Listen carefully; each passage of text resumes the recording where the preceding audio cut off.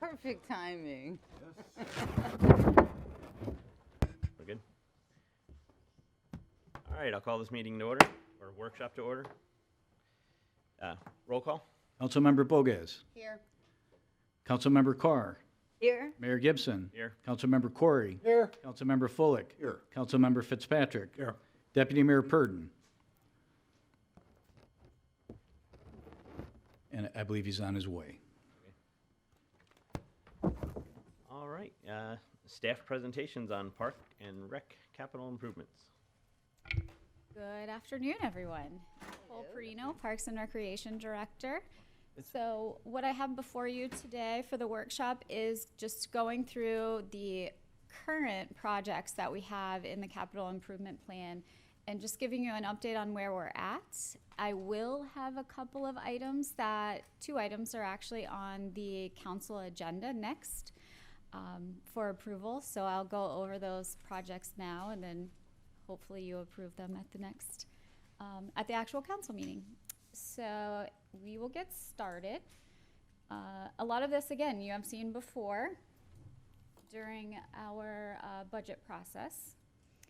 So the first one is at our baseball complex master plan that we've been working on for several years now. We have gone through several phases, but we did do a master plan first. And what I'll show you is just some of the different phases and what we've already completed and then what we have next to come. So this is what we've already accomplished. We improved the stormwater management, improved the ADA accessibility. We did a lot of aesthetic improvements of the facilities as well as field improvements, upgraded and more state-of-the-art type LED lighting. As I've told you guys before, we can turn those on by our phones if we need to, which is nice. In case someone rents it and it's not coming on for them, we can do it remotely as well. We also did a lot of upgrades to the concession building and restroom facilities, as well as enhanced landscaping.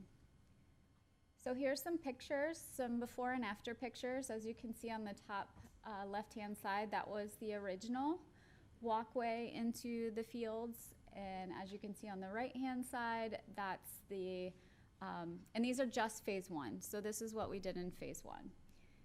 The bottom left this is the dugouts and how the drainage actually went on the middle of basically both dugouts. And that was the drainage system that we had at the time. And it was not ADA compliant. As you can see, next we're on to phase two. So on the top left is that same dugout photo. And on the right, you see the changes and upgrades that we made to those dugouts, as well as a completely flat and ADA compliant surface for all to hopefully enjoy, which I know they do, because we do have over 600 children in Little League. So next we'll move on to the field renovation. So the fields were completely removed, all the irrigation replaced, the clay, the sod, everything was completely replaced. We did have some bumpiness issues just from use. These were built in the 80s from Lee County, so this is something that was definitely needed of an upgrade. Phase 3 renovations, this is where we added those LED lighting.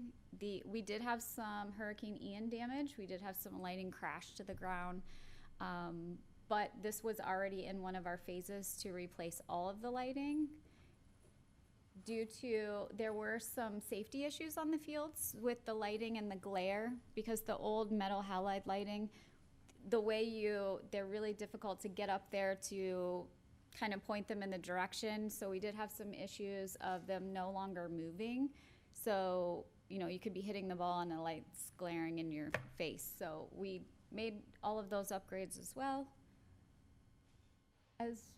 as the shade structure spectator areas. So new spectator areas with the new bleacher system. We did all new fencing. It's black vinyl fencing versus just regular galvanized steel fencing.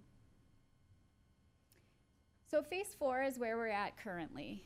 And phase 4 is a little bit more difficult than we thought it would be in terms of we want to add the 2 small T-ball fields. We have learned that this is going to cause a change in our ERP, or our South Florida Water Management permit for this entire park.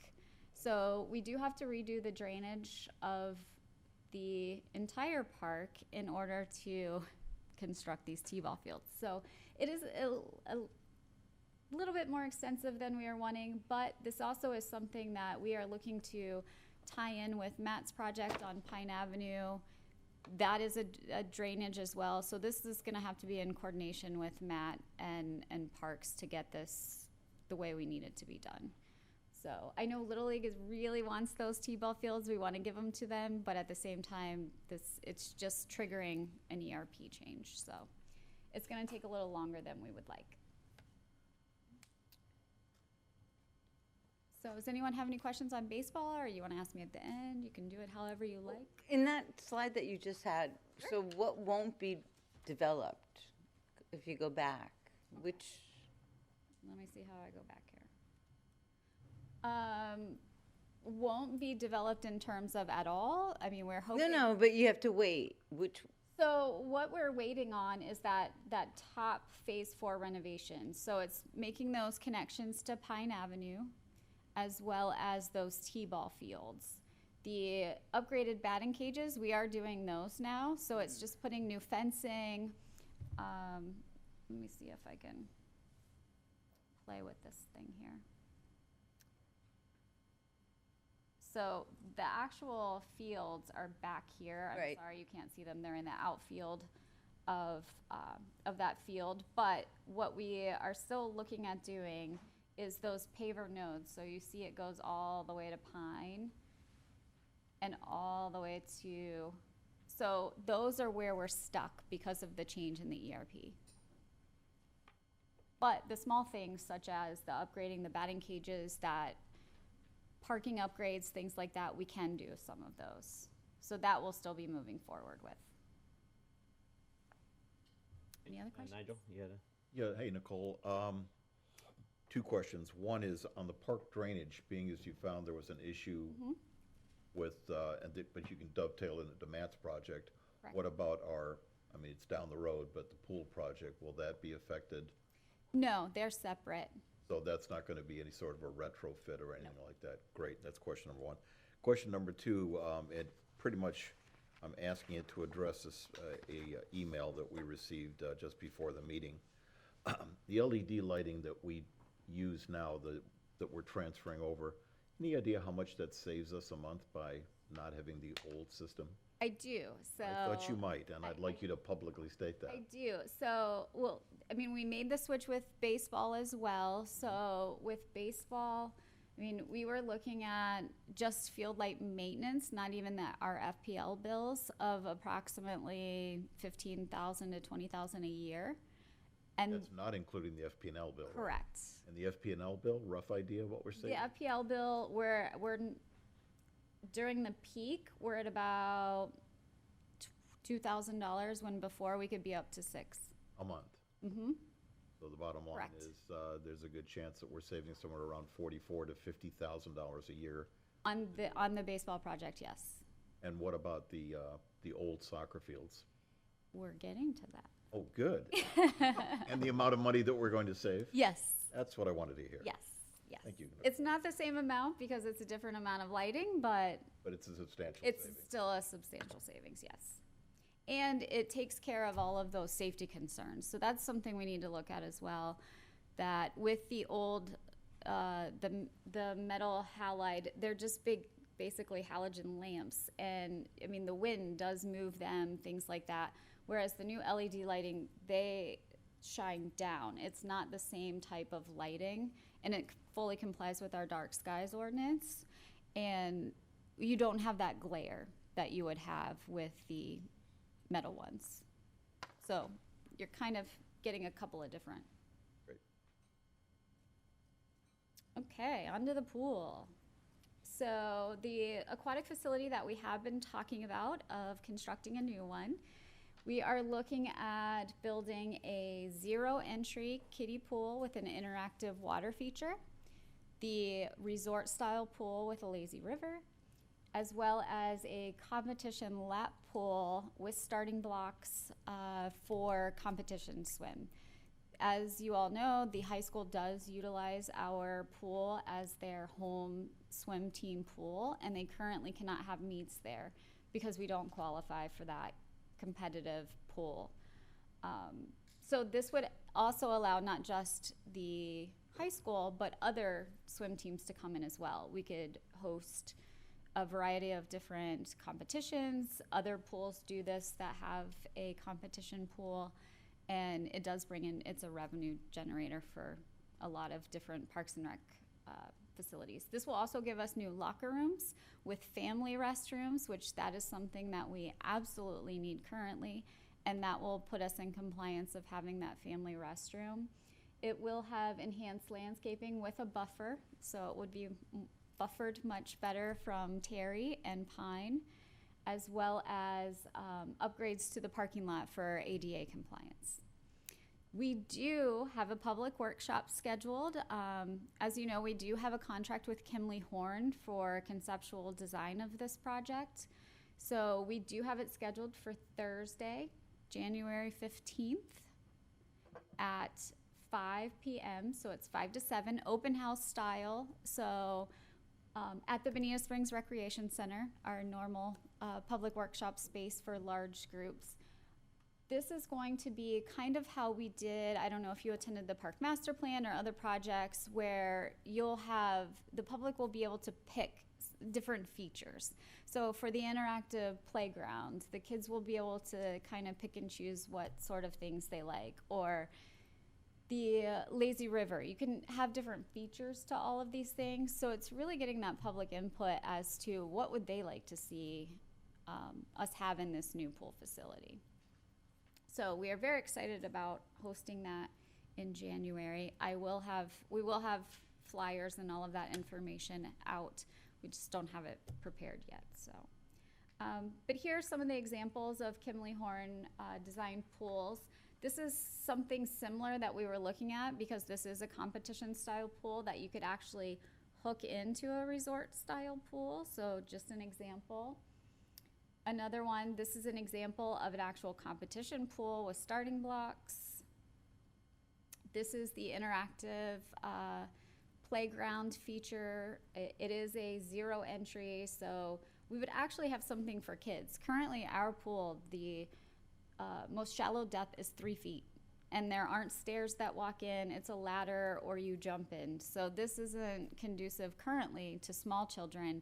Right now, what they have to do is we have life jackets, so they have to do a swim test, and then they have to wear a life jacket if they can't pass it, just because our pool currently starts at 3 feet. So this will help the little ones and have something fun as well. Next, this is the city of Northport. This is their pool that sort of has a lot of the same amenities, except they do have some water slides. That's question of whether we do or don't have those, but it does have the lazy river. It has the interactive pool as well as that competition pool. Here's just some different photos of examples of a lazy river, as well as other pools around that have similar type pools and what they're attached to. Any questions on the pool? Yes. I'm familiar with the competition pools and so forth up in the Midwest, especially around St. Louis. And one of the things is they draw a lot of crowds with the parents and families of the kids that are competing and so forth. And there's always a desire on the part of those people to have access to refreshments. Yes. So when we do something, did Northport have to expand their concession area, or are we looking at the expanding concession area to fit the crowds that are going to come along with those competitions? So they did. That isn't something necessarily we were looking at. That was what we were actually wanting public input on, as well as looking at the space that we have. We do have quite a bit of space, but that was something that we were looking at. But that does involve quite a bit of additional staffing, which we were trying to do more minimal staffing. That's typically how we do. I was gonna add, Senator Martin's office, when we met with them to talk about our appropriations request, had us look at a couple different pools, one of which is Bishop Rose High School's home team pool. One of the options that they do is bring in food trucks or concessionary, and then do partnerships with the schools or the group doing the racing, that they get a portion of that. So they bring in temporary opportunities for concession when there's programming going on. They didn't have a permanent concessionary there. They had the ability, like, for machines for snacks, and sodas and drinks like that, but they have organized a way to cost share, bringing in concessionaries during high events, peak seasons. And then we also were looking into the fact that this facility could be utilized by our community to rent for birthday parties or other kids' activities, and to school year parties. And there's an opportunity to work with outside food vendors coming in for that, where they provide insurance. So we were trying to see where it was less expensive manpower on our end, and partnerships we could build for that. Thank you. Nigel, you had a question? So I pushed my button, Mr. Mayor, so thank you. Nicole, I've been stonewalled, and unfortunately, a lot of my contacts in Fort Lauderdale have now either left office or have retired. I thought they were in jail. Some of them in jail, probably right, Chris. I shouldn't say that. All good people. I think my inquiries are causing alarm that we're going to be stealing business for them. What I did find out was just the competition pool at the International Swimming Hall of Fame generates six-figure income in the $200,000 to $300,000 a year net to the city. They do have a small concession area there now, but they don't have anything for families and that sort of thing. So, I mean, I want the public to understand, and I think council already does understand, this is not one of those black holes into which we're sinking money. It's going to generate revenue for the city and business for downtown, because if we're doing competition, it'll get out there eventually. So we could have year-round business coming in, and it'll help our downtown. Yep, absolutely. It's so close to the downtown that they could walk to. People should be excited about this. Yes. Jamie, you had a question? Just, because I can't really read it, I'm assuming the bleachers, it's bleachers and it's shaded there by the competition pool? Yes, for theirs, yes. And different pools have different options for that. There are some, I mean, if you look at Sailfish Splash in Stewart, they have, their pools are separated a little bit more. So they have a huge bandstand with bleachers. And then the other side is their children's pool and things like that. So those are different designs that we can look at, because what they do is they don't have like the children's interactive. You really can't heat that. So a lot of times that will close. I mean, when Fort Myers Beach had theirs, they did close it certain times of the year. And that allows you to close sections off if you need to, because it's too cold, whereas the competitions can go year round because that pool will be heated. Okay, thank you. You're welcome.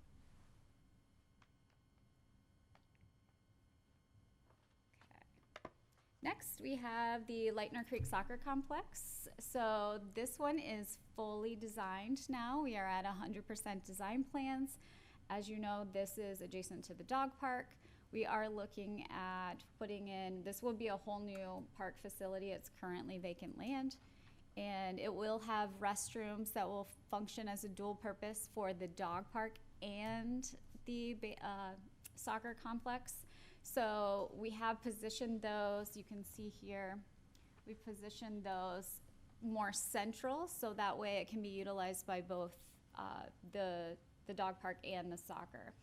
Also, when the soccer is not in use, there's also parking that's a little more centralized that people could utilize, because the dog park is extremely busy if you've ever driven past, and we don't have enough parking. So early mornings are actually a really good time at the dog park, which soccer's not going to be going on. So that's where we function as those dual purposes, and we will have, as you can see, these connecting, sorry, I have too many lines on here. these connecting walkways that connect the dog park and the soccer at the same time. And what this will also do is we will have a brand new entrance up here, on Bonita Drive. So we also have an entrance, this one's a walking entrance on the other side at New Moon Court. And what that will allow is we have many of the children in the adjacent neighborhood in Rosemary Park, they do walk to the soccer fields, and currently they're walking on East Terry near 75 to get to Marnie or get to the soccer complex. So this will bring children to ride their bikes, to walk, and it's a lot safer for them to get there, especially with the improvements that have been made on Bonita Drive, and the kids can easily access this new soccer facility. So this is a huge plus for the children in the community.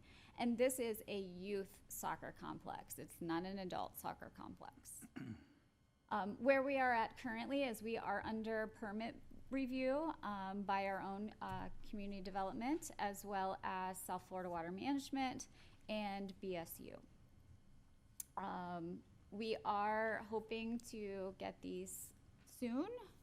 The one that may be giving us a little bit longer is the South Florida Water Management District. So that one may take a little longer than the other two, because we have, of course, been in talks with community development for the development order, as well as BSU. BSU is actually expecting to give us theirs next week, actually before Thanksgiving. So it's really the South Florida Water Management one that will be a little bit of a holdup. If you can send me the permit number and all that stuff, I can reach out to somebody over there. Okay, we can do that.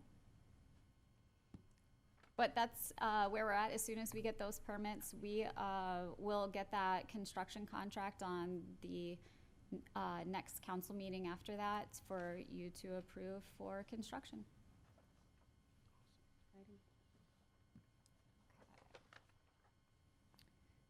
So, next. So, unfortunately, we got a little bit of news that we were hoping we did not get. FPL did give us information that we requested, and currently they have let us know that the entire Marnie Fields, even the new property that we received from the Eagles, all are under FPL easement, all of it. Regardless if it's under the power lines or not, it still is within their easement. And they do not permit any permanent structures in any part of their easement. The reason that they gave was due to if they wanted to expand their facilities, that if we had a permanent structure there, we wouldn't be able to. So that was the explanation we were given as to not allowing us to build a permanent restroom. We did look at the whole site to see if there was anything not under easement, and every part of it that we have is under easement for FPL. The trailer that's there now, it's better than a porta potty, but it's still not that great. I know Home Depot was just redoing their bathrooms, and they had a trailer outside, which was beautiful. I mean, it was just like a regular restroom. Well, I mean, for a restroom, it was beautiful. Compared to this trailer, it was like the Taj Mahal. So I was just wondering if we could look at how much more it would cost to get a nicer trailer. The one at Home Depot, because I know this one is just a single toilet in each of those doors. Yes, it is. It is two single toilets with sinks and an ADA restroom. Yeah, and well, I know the sink, like the water just barely trickles out of it, and Right, the toilet's kind of like it's like an RV. like an airplane toilet, Yeah, almost. Yes. It is. The ones at Home Depot, I mean, it was like a regular bathroom. The men's had, I think, 1 or 2 stalls plus a couple, 2 or 3 urinals. I think 3 urinals. I didn't see the women's, but I assume it was, at least had a few. Probably 3 stalls in there. But yeah, if we could look at getting a nicer trailer with, upgraded So restrooms. those are what things the cost would be. that feedback is great that we can look into. This particular trailer, we meant it to be temporary. I mean, we were hoping we could build a restroom structure. So that's why we didn't get a larger, bigger one. This trailer in itself, I mean, these are not cheap. So, I mean, even this one was approximately $30,000. The big expense comes with the pump outs. So we are looking at, and we can go back to this, we did look with BSU and Grady Minor into putting in, we can put in permanent sewer and water, so that way we don't have to purchase the pump outs, because it will go directly into sewer. That is still an option that we have on the table. It's gonna be costly. I mean, we were looking at approximately $250,000 just to hook into water and sewer. That's not the cost of a new trailer. But if we built a restroom facility, we'd still be paying for that for the hookup Correct, anyway. absolutely. What we need to look at though is location, as this isn't the most ideal location to hook into BSU's facilities. The northern end where we were going to put the restroom is actually very close to their connection, so it made it much easier for us, and the cost was less. So I know it makes it, I mean, this one's more central, and you know, once we place it, I can't move it. Yeah. So those are different options that we can go back to if that's what council wishes to do. I can go back to Grady Minor and look into those different things, as well as looking at cost of different types of trailers. Jesse, you had a Along the lines of Mike was just saying, but even before we even get to that part, I wonder if there's any ability, so they're saying that we can't use it because they potentially may have to do construction in there where they're widening or using more, right? So is there a way that we can give them the legal guarantee that we're not gonna bitch about it? And then when and if that ever were to happen, and then allow us to just build a bathroom? Because a bathroom doesn't cost that much. And the chances of them actually wanting to do that are slim. But if they do, when and if they do, okay, we'll just give them a legal guarantee that that's fine. I think that would be a Derek question. Or to your point, Jesse, I mean, just saying to them, look, if we're gonna put it on the perimeter, Right. just on the edge of your easement. Right. And we agree that, In the off chance that you ever need to do it, you can knock it down and we won't say anything. So why, I mean, so then their issue goes away, I think. Is there, So, it's not impossible to get underground facilities under an FPL easement, for instance, utilities, things like that. But surface structures, they have a serious bone of contention with. I would suppose that if either through our lobbyist or someone, or others, we get high enough in to FPL, because I mean, I know the general counsel, but I'll tell you, that's not gonna get anything done there. The issue would probably require us to post a bond to pay for that demolition, and that bond would have to be renewed, and it would not be cheap to continue that, even open bond, unless we were gonna post a cash bond. So, that's the kind of guarantee they would more likely need, because what they're more concerned about is they decide they need to replace a line or do something there. They don't wanna go through a 6-month process with us to, get the demolition started, do the design. They wanna be out there and just doing what they need to do, so I suspect that that's what they would take to make it happen. but Derek, if we were to build a first-class facility, restrooms, you're looking at 700-800 square feet on the periphery. So, I mean, to demolish, and John's out there somewhere, to demolish a 2,000 square foot house is about $21,000. Yeah, Posting a permanent bond for $1,000 is, The cost isn't the issue, for them it's gonna be their timing. When they start working on doing things, they're not anticipating in their engineering plans that there's something sitting there. So it's more of a timing issue for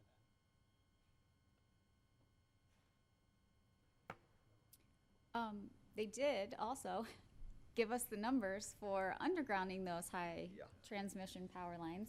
And I mean, at least we did get a number. We've been asking for years.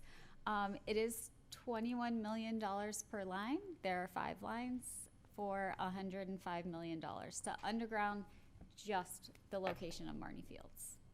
Did they look at you like Dr. Evil when they sent it to you? I don't know. 105 billion trillion. That's so crazy. I'm not sure.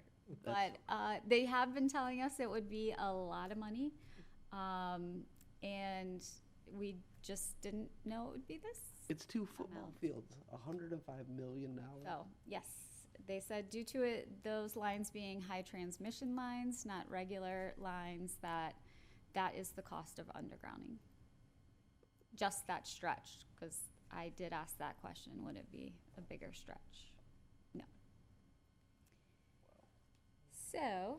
I mean, think about it, just not even from this project, but like, you know how we've dreamed about one day doing this west of 41?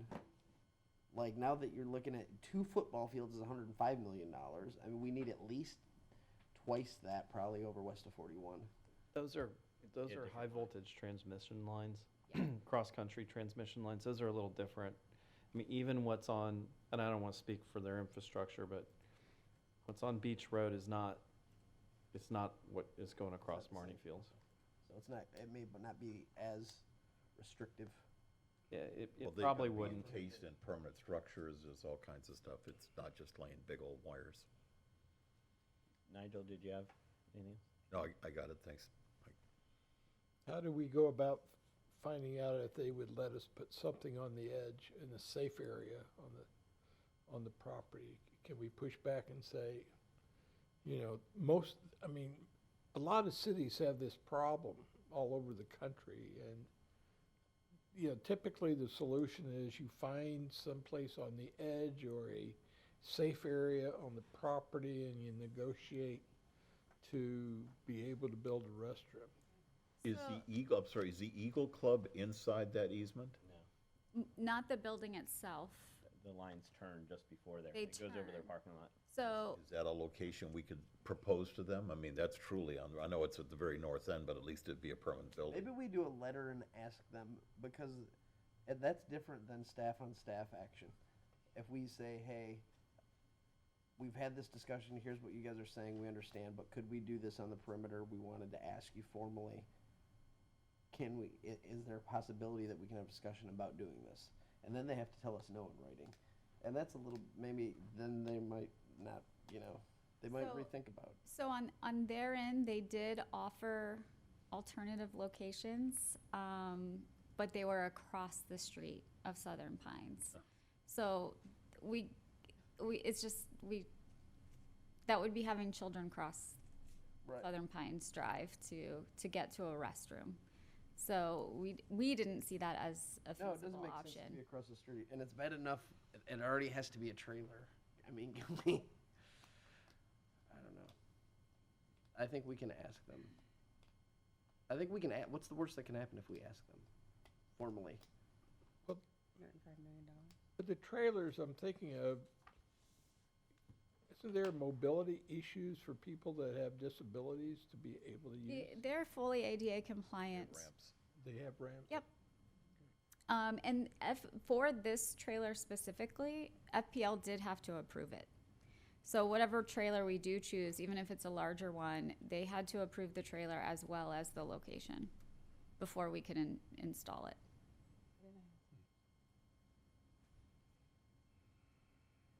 Okay. So, okay. Okay, so just to circle back around on the communicating with FPL, Derek, thoughts on that coming in form of a letter to them from us? Well, I mean, we can reach out to Charlotte Miller, who's their, I don't know necessarily reaching out to Charlotte is gonna be the same as, So Charlotte is who responded to Yeah. staff. Yeah. so Charlotte's beyond them, I'm not sure who you're writing the letter to. It's probably the, higher up in FPL, and asking them to help us help us get to a resolution for the city. And then now, maybe they, who were never paying attention to it, now see it and now are compelled to give us an answer one way or the other. They probably don't want to look like the bad guy in writing, probably. Because right now, they haven't had to do anything except have staff say, hey, we don't want to do that. So we do have an email in It was writing from in writing. from staff, and then Charlotte Miller followed up to Yep. say, unfortunately, that's the answer. So we do have in writing an email from them. from someone different than Charlotte. Charlotte just followed up to make sure we got all of the information. Derek? Well, we do represent all the people in Bonita Springs because all the people pay electric bills. This is true. And we were just very amenable to their little dog and pony show just not long ago. I think we could have a discussion, right? And we're paying their higher rates for their data He didn't centers. even make a noise about it. One suggestion, if you like, another, I have an update later on about the request regarding utility companies and right-of-way. I did speak with our city lobbyist. Maybe we could talk with them a little bit as well, if there's a connection of a lobbyist with FP&L for some outreach. Well, I say this, let's not give up. Let's try that. I'm okay to try that, but then if it doesn't work that way, then I think we go back to writing a formal letter to them, somebody, to the president of FPL or something along those lines, and explain the situation. And then see if they want to help. And if they don't, that's okay. But I think it's way harder to ignore us in a formal request than it is on a staff. It's easy to be like, hey, Derek, tell them no. And then they're like, okay, no. But then if it's going to come from an actual body, then it's like, all right, now I got to consider this a little bit more. Do we have Especially if it's like something like that on the edge, that shouldn't be a huge problem, I don't think. do we have any friends on the Public Service Commission? Maybe, Can you make some? maybe. But we do know, well, You want one person on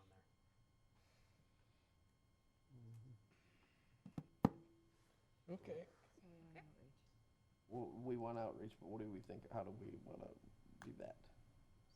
Starting with the lobbyist? If council would like us to draft something up that could be used as a document to share, we can have something for the mayor's signature, and then we can use that with the outreach to our lobbyist, and then see what other steps there are. We can draft something up with the fact that we've, for multiple years, been requesting some assistance with this issue. Yeah. So tactically, what's the best what's your suggestion, Arlene? Best course of action? I think if we do draft a letter, we can talk with Charlotte to suggest who the letter should be drafted to, the most appropriate person, and also talk with Hayden about that, and then have him also help distribute the letter to the right folks up there. But at some point, probably need to set up some outreach from council as well. Okay. I can do that. All right. So sorry about the bad news. We're going back to good news. So next we have our soccer complex. So the renovations that we've already completed, this is our original Bonita soccer complex next to the YMCA off of Kent Road. We have already upgraded the concession stand, the meeting rooms, and the restroom facilities. And we did it very similar to what we did with baseball. So we're trying to upgrade all of our facilities to be very similar, and so that all user groups are getting that same sort of upgraded facilities that for everyone to use, that are much nicer. I mean, it's not a restroom trailer. It's very, very much nicer. As well as the building has been painted interior, exterior, new roll-down door replacements. So some of the renovations that are in progress is replacing the roof. We did have roof damage with Ian that we did repair. This is a shingle roof. We are looking to switch it out to a metal roof. We're looking to change out all of our roofing to metal roofs. It helps us, it's better with insurance, it's better with FEMA. They very much prefer metal roofing, and they last much longer. So we are in process of that, as well as we did just have a bid opening this week for replacing the fencing. That is a FEMA project that we're working through. So we did have a bid opening for that. So that will be coming forward to you soon for award. And what you do have on your council agenda at the 5:30 meeting is to replace the lighting with LED lights. So you can see in this picture, these are those metal halide lighting fixtures that, again, they move, they don't turn as well as they used to anymore. To get up there is quite difficult. It does take a bucket truck. And there are those safety glare issues as well. And the new LED lighting would comply with our dark skies ordinance. So that is the ask that we're asking for you at the council meeting on the agenda, to change that lighting out for this facility. And I do have those costs. So, sorry, almost Read forgot. my mind. So we do have this approximately is between $5,000 and $10,000 a year for the just lighting maintenance. That's changing ballast, doing all of those sort of things, as well as replacing one of the fixtures if we have to. We've had to do that. Which requires a bucket truck. Which requires a bucket truck. So all of those things, as well as the approximate cost for this, and I apologize, I actually spoke with Councilman Fitzpatrick earlier about this. The cost for this is lower than, so it's approximately between $3,500 and $4,000 a month, and those costs would drop tremendously. Half, if not more.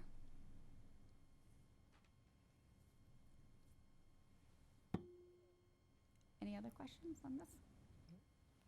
Okay. Next, so this is our community park tennis courts. So we're doing a lot of renovating in community park, the baseball complex. We've talked about the pool. We did just complete renovations on our tennis courts as of a week and a half ago. So what you see in the top picture are the original courts, and below are the new completely resurfaced, as well as new black vinyl fencing going around the perimeter of the tennis courts. So that has been complete as, again, like I said, a week and a half ago. The next, what we have in progress is switching out these to LED lighting. This cost is going to be much cheaper. These are concrete poles. We do not need to change those out. And as you can see, there are only 2 fixtures on the top, and it's much easier to retrofit on a concrete pole. So this will be similar in cost to what we did at the skate park. So we did retrofit the skate park LED lights, and that cost was approximately $30,000, something along those lines. So this has less lights, so I'm hoping that the cost is gonna come in less. But the skate park had those concrete poles, so we didn't have to replace those, and the tennis courts has those as well. So that we are working on in progress of getting that changed out, and then the tennis courts will be complete. And as you're aware, we do have in our current CIP, we have citywide park LED light conversion line item, and the funds for the soccer complex are not taking all the funds that we have in there. So this can be done this budget year. Yeah, Nigel? How many years had it been since we resurfaced those? 'Cause I saw the courts before we resurfaced them. I've been here 18 years. That's good to know. Yeah, I mean, the Hartsville were gorgeous, but, Yes, so it'd been over a decade. yes. Nearly 2. Is there any request that somehow the courts be also striped to allow pickleball play? So for that, we don't allow, because for this, we are next to the middle school. We are the home court for the tennis team, and you can't have double striping for a competition at all, as well as we do a lot of lessons on this, and having different types of striping with teaching kids and youth tennis, it's very confusing. So this just would, and they're the only 2 public tennis courts in this area. Okay. So there aren't any other public tennis courts, not just Bonita. Beside, the next would be 3 Oaks, that they have the tennis center, would be the next closest. Because a lot of places have switched to pickleball entirely. These are also the practice courts for Bonita Charter School. Yes, as well. Yep. So 2 schools. Yeah, practice for charter and home courts for Bonita Middle. Are pickleball courts something we should consider in the future for building that? Because it does seem to be increasing a lot in popularity. Yes, we're gonna do it hopefully at the YMCA, expanding those, like doubling the size that we got over We've there. got 7 there now, or 8? 7, but we're gonna try to get 14, I think is what we talked about. That is a discussion that we've had with the YMCA as to what they have room for. They do not have room to double those numbers. They have room maybe for 3 more is what their estimate is based on things they would like to do. But That's their second one. Their initial one, they wanted more. And then their second one, they kind of toned it down. And they've had a turnover in leadership, so I think we have a window. But I will let you know, and I wanted to touch on it, we are in the process of our Parks Master Plan. The engagement process has ended. We did receive over 1,700 public input in our park system and what they would like to see. And I can tell you that pickleball was at the bottom. Really? I was quite surprised. Okay. The items at the top have been the pool, the Burt Trail, as well as additional trails throughout our park system, adding more trail system. So those were the top things. Sports courts, besides soccer, which we were already doing, we're at the bottom of the list. Might be because I think the gated communities, for the most part, have some pickleball capabilities. Yes. Yep. There's also more private sector opportunity for pickleball that's been coming, Well, applications have been coming through to community development for. Yep. Yeah, the sports complex over at the Poker Room, for Yes. example, has, I don't know how many courts over there, but quite a few. They have They have quite a few. pickleball there? Yeah. At the racetrack? Cool. Yeah, and the new facility that is being built at Estero is going to have quite a few pickleball courts as well. At Estero, where? Estero is building a new North of the mall. sports complex next to the high school, Oh, cool. and it will have pickleball courts. And then there are certain days you have pickleball inside the gym. Yeah. Correct. We do program our gym, our inside gymnasium at the recreation center. We do have 3 striped courts. A lot of people actually prefer those. It's very busy in season because it's in the air conditioning and it's not outside, as well as it's not on a hard court. It's on our rubberized multi-purpose courts. So we do get a lot of people that, the ones that actually from the Parks Master Plan that we received, the input we received, it was for indoor pickleball courts, not outdoor. Because of the heat and because of how hard the court surfacing is. Good. And the poker room has a dozen courts. Oh, wow. Yeah, they have quite a few. Okay. So next Neat. is the community park playground. So this is another item that is going to be on your city council agenda tonight. So what we have done already are, we did upgrade the perimeter fencing. As you can see, this fencing is the old, just galvanized fencing. The new is, actually, if you go now, it is the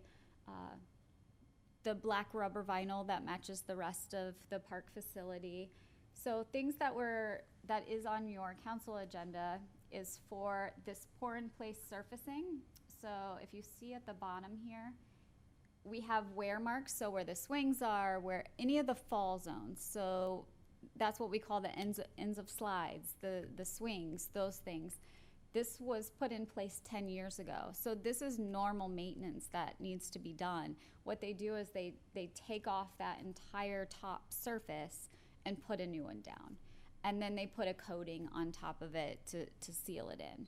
So this has to be done periodically. It's required. You're always gonna have these issues in fall zones because of that wear that it constantly gets. So you don't have to replace it entirely. If we had to rip the whole thing out and put a new in, you're looking at between $150,000 and $200,000. So just doing the top layer every 10 years is $64,000. So it's just your normal maintenance of what needs to be done for these surfaces. What you sent in the packet is just that half-inch top layer, right? Correct. And if we had to your point, that takes a lot longer to do the entire surface. Just doing that one layer, because it's gonna be out of commission for what, 2-3 weeks, Maybe not even that long. right? So we're hoping, because we are doing it in the cooler temperatures, when you do it in the hot temperatures, it takes a long time for it to set up. And during rainy season is not great either. It does have to be at this just right temperature, unfortunately, because if it's also too cold, then it firms up too quickly. So we have to play around with that, but the temperatures we're having right now are perfect. So right now is definitely the time to do it. So that way it's the least amount of time that it would be out of commission.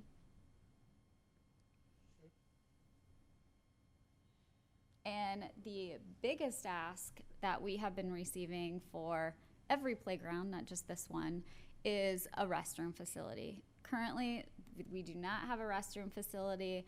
The closest would be a small child having to go to the rec center or having to go to the baseball fields. Neither of those are close to this playground. We've seen many a parent holding a child and running to try to get to the bathroom in time. So this is something that we are looking at in terms of, because we have to redo the ERP for the park, this is right next to the baseball fields. We are looking at those facilities and those types of facilities and making sure that when we do change the ERP, that we're putting infrastructure in place for facilities like this. So that way we can make sure we're accommodating that. But this is in the CIP. I believe it's in an out year. It's not in this current year. I believe it's in next year, but we'll have to look at that when we do the budget this upcoming year. Can we move a mobile unit in the meantime? We don't currently have a location of where it could go to make it ADA compliant, because it's just grass. There isn't sort of an area that we could park it. And it would also have to be accessible for pump outs and things like that. There are restroom facilities that you can put in that are, it doesn't, because this isn't a huge space, there are restroom facilities that are prefab. You can put where it has a pad, the plumbing and everything is on the pad, and then it comes in by crane. So those types of facilities are done in parks. They're small, they're done in parks all the time. And because you're not looking at a huge utilization since it's for a children's playground. So if I remember the playground, isn't it just across the street from the old library parking lot? That would be the tennis courts. It's a little Okay. further down. Yeah, a little further down. Yeah, it's a little closer to the rec center. No Yep. bathrooms for anybody. So those are things that we're gonna be looking for in the future, and a smaller restroom would make sense at this location.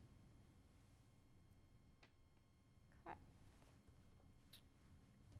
Next, so the next is the Bonita Nature Place. The renovations in progress here are switching out this shingle roof to a metal roof.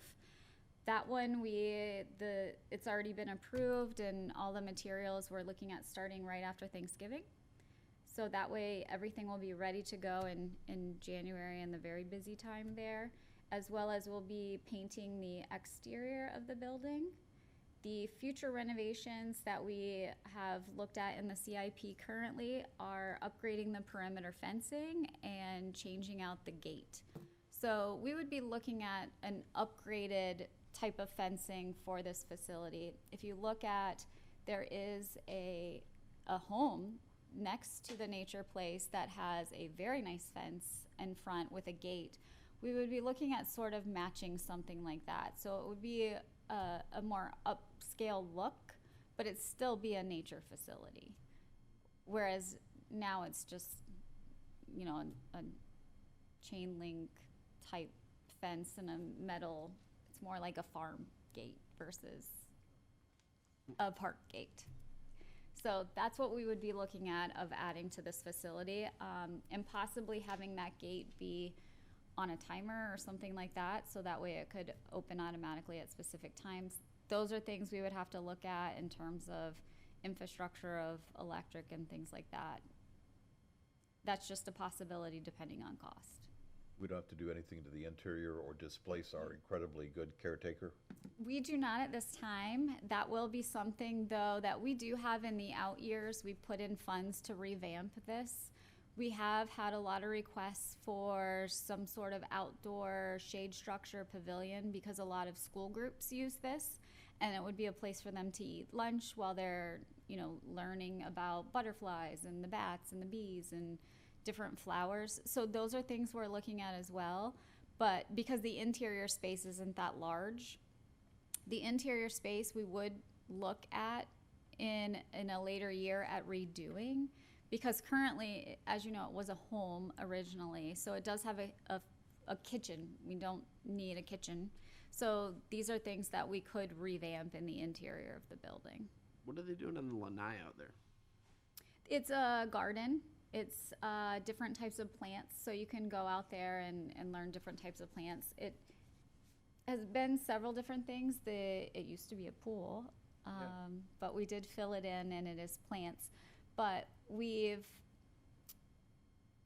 we did for a while, the Friends of the Nature Place had a butterfly, so they had a lot of milkweed and things like that for butterflies, and then they did a big release. That does take quite a bit of work, and we don't have a full-time staff, and the Friends group has disbanded. So those are things that we've done before in terms of educational purposes. Moving on. Depot Park. So for Depot Park, this was a park that, of course, we have discussed, and it's been in our CIP for completely redoing the playground and redoing everything going all the way to the river. This one, we have had a lot of public input, especially from the neighbors in Nothing Like It and the State Streets, of building a more destination playground. So something more large scale that actually kind of fits in with the Burt Trail as well. So we do have different groups that have looked at different renderings and things like that of what a destination playground could look like, because we do have a lot of space here and it would serve a lot of children in the area, that this would be a great fit for that large destination type playground. So this was at the top of the list in the park master plan feedback of wanting to revamp this park, redo the restroom facilities, redo the playground entirely, make it for all ages, because currently it's mostly a tot lot for small kids. And then it would be looking at what sort of facilities we would have on the river, because currently we did have the little fishing platform was destroyed during Hurricane Ian. It's not built to current code, so we would be ripping it out, and then what type of facility would we want to put in there? That would also not flood every time the river goes up. So those are different things that we would be looking at. Are we going to be able to rebuild that little fishing area, though, the dock? Well, that's what we would be looking into with feedback. So this one, Depot Park may be a whole public workshop in itself of just this park and what people would like to see. Because this one was had a large group of people wanting a lot of input for this facility. What's the acreage of Depot Park, do you know? Off the top of my head, I believe it's going from all the way to the river, 2.5 maybe? A little over 3 acres. Yeah, something around there. Okay, thank you. You're welcome. But you have to realize right now, the 100 feet off the railroad is not part of the park. That is railroad property. Yeah, part of the right of way. Yep, so I can't build anything in that 100 feet on either side without their permission or lease. Until the new owners take.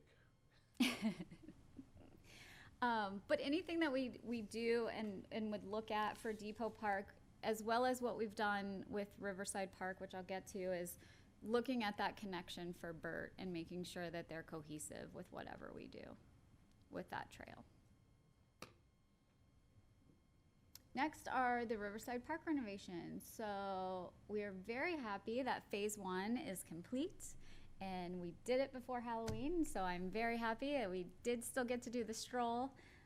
Even though some things are blocked off, the tree is moved. So we're very happy, and this was completed before their contracted time for completion, which is very nice. We are currently in finalizing the design, and we'll be going for permitting for phase 2. And that construction timeline, we really want to let everyone realize that phase 2 is going to be much more intensive. So we are working on the interior of the park. The phase 1 was a little less intensive in terms of it being the exterior and working out all of that and perimeter sidewalks and things like that, where phase 2 is really putting in all of that infrastructure, additional electric, so that we've met with all of our vendors for our holiday stroll. So we met with our holiday lighting vendor, we've met with sound vendors. So that way, because this is going to be artificial turf, so we need to do it right the first time. It's not like we can rip it up and do it again, so, or dig it up and things like that. So this timeline is going to be quite a bit longer than the first one. So we are looking at early April. This will shut down again. So we want to make sure that all council is aware of that, as well as the public, that in order to complete this project, we do have to start as early as possible.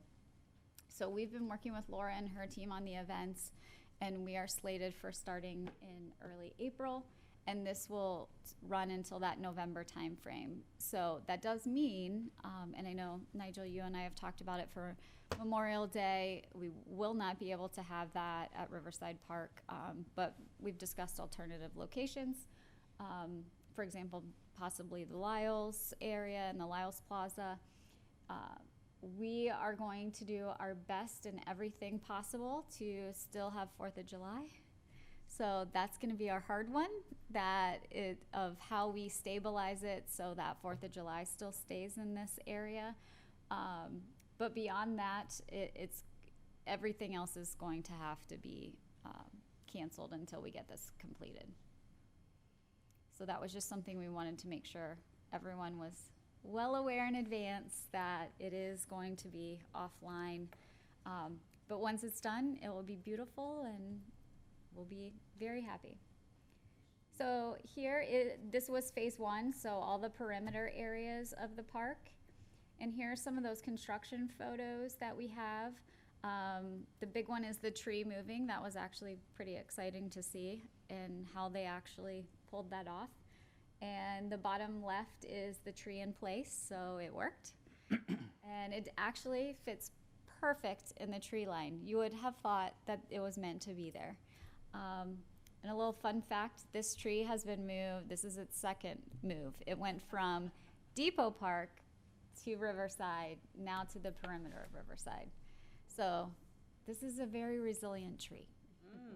So, and we save trees, so just putting that out there, we saved it. And but these are some of the construction photos that you can see, the different brick pavers and vendor nodes and landscaping and all the different things. The perimeter is ADA compliant now. The sidewalks are much larger. Instead of those small, and it kind of made you bottleneck a little bit on different areas of the perimeter of the park. Now they're wide, 10-foot, 12-foot sidewalks depending on the location. So much wider, much more accessible. And phase 2 will just make it even more. Can I ask a question real quick? Sure. The tree that we moved? Yes. Logistically, so when you cut the roots, like, right, to move it, so like, how does that work? So like, you cut them out far enough, and then what do you do? What do you do to the roots to keep them from, like, I guess, bleeding out or whatever before you transplant them in soil? Like, what do you do? What does that process look like? So this wasn't a quick process. We started, a landscaping company, we didn't do it. They actually start root pruning months in advance. So they started this and you didn't know. So they started doing that root pruning, so that way when they went around, it kind of encased it until it was ready to move. So when you pulled it up, the roots were kind of in a ball like a palm tree. So it's a very detailed process on how to move, and it's an oak tree, so to move an oak tree is quite extensive, and only certain landscaping companies will do it because it is a months-long process. And then it just grows back in like nothing. Mm-hmm. Interesting. Yep.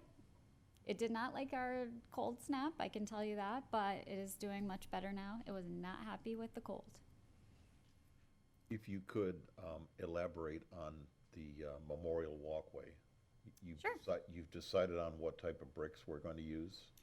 So we've looked at different options. We've looked at granite because those are the most, I guess, resilient, and they'll last the longest. We can still power wash them. They won't fade. They won't. But so that's the option we would like to do, and that's what we're looking to do. But we are looking at those costs. And if there are any alternatives that can also have that lasting ability, maybe there is, maybe there isn't, but we are looking at all of those options. And what we are going to do is, and RVI did go to the Veterans Board and discuss with them. So how Phase 2 is being designed, every veterans brick that's there now, they have it exactly where it is and whose name is where and what flag it's close to, and that's how they're going back in. That's not correct. So we did find out that Carissa did a great job of presenting that the flags may not necessarily line up with the actual bricks. There wasn't a lot of pushback on that. People were more excited about the fact that there will now be additional flags. Correct. Probably as many as 100. So instead of 100 flags, we're going to have 200, and we actually will have a list of veterans who have passed away, and their families will be able to contribute burial flags there. There wasn't a lot of pushback on that. One of the things that was, and I'm bringing it up now, and I was going to talk to you about it, was we shouldn't put even the new bricks, even if they're granite, we shouldn't put them in front of benches. We shouldn't put them Correct. at entranceways because those are the ones that you can't read anymore. Yes, and that is already a design change that we've done. There will not be any benches near the memorial bricks. So where you currently have that arch of benches, that will not be there. The benches will be in different locations throughout the park. One, for that reason, but also that walkway is going to be much larger, and it's going to need different things than having benches in that area, because it can be vendor space too. Not just the Veterans Advisory Board, but the Legion, all the veterans, they're thrilled about this. There is no pushback. They're very appreciative, and they're also appreciative of the fact that the city is absorbing the cost of replacing the current bricks. So not having to reach out to families that either may not be here anymore or that somebody's passed away. So everybody's going to have their brick retained. Yes. Yep. We will print new ones with the new. Very nice. And we still are trying to get the flags to match as close as possible. Well, everybody would be thrilled, but again, the expectation is not there that they have to be exact. It won't be exact. We know it won't be exact with doubling the amount of flags that we have. So next, you did approve at your last meeting to add the additional lighting that goes all the way down to the Lyles. So all of those lights will be completed, not now because we're in event season, but all of that, those light poles, that will all reflect the same sort of light fixtures with the arms for banners that are along Old 41. So that was approved at your last council meeting. And then here's the final of what it will look like. It's going to be so much more ADA compliant. It's going to have a lot more flow. It's going to be a lot more user friendly, as well as a much larger space in the center. We no longer have a tree blocking the stage. We do still have a tree in the background, but it won't block the stage. And it also has, if you look, it does have that connection to the new Banyan Park that's going to be across Old 41, where the sheriff's substation is now, in Banyan Tree, as well as that connection to the Burt Trail and different nodes of where you can have entry into the park. So we do have a lot of events, say, for example, Brewfest or any of these festivals that gate or fence off the park. You will actually have entryways now into the park.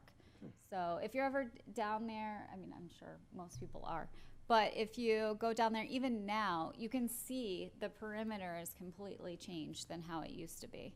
So it's much more user-friendly than it was before.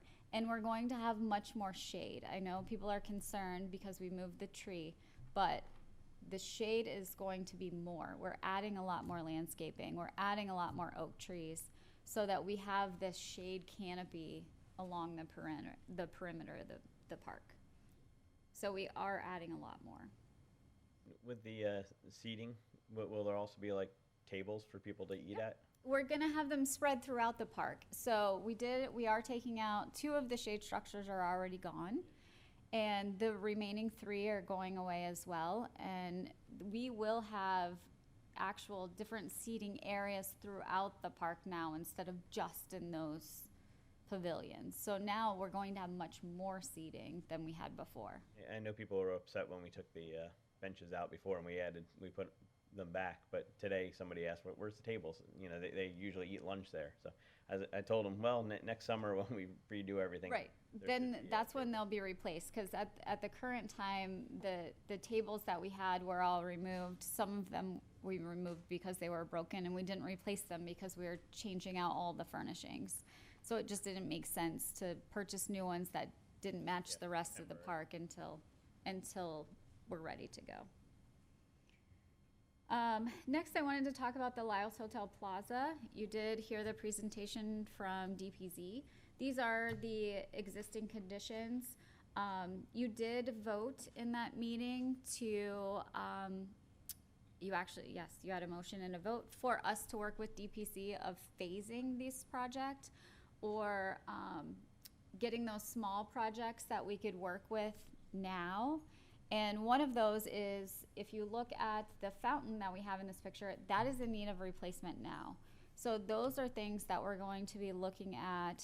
We do have funds in the current CIP, so it's at its lifespan, and those are things we're gonna have to start doing.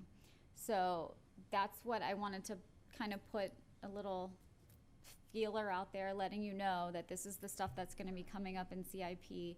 But I will be working with Javier on different phasing options and different options of what we can do in terms of what items we want out of the visioning. I mean, it's fantastic, but not everything was what everyone wanted or things like that, that we would look at different options.